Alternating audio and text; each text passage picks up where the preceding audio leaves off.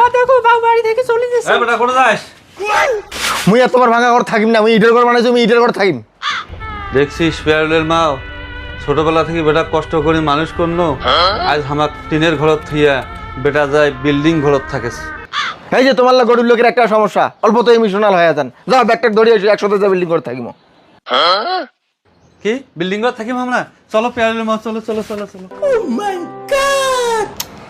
আরে গরিবের দল আস্তে আস্তে। চল বাবা চল।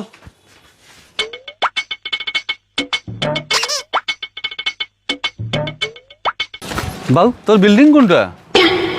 ওই যেটা আমার ঘর।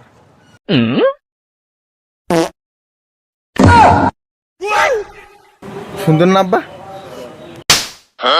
বাপের সাথে ফাজিলামি, এই চল বাড়ি চল।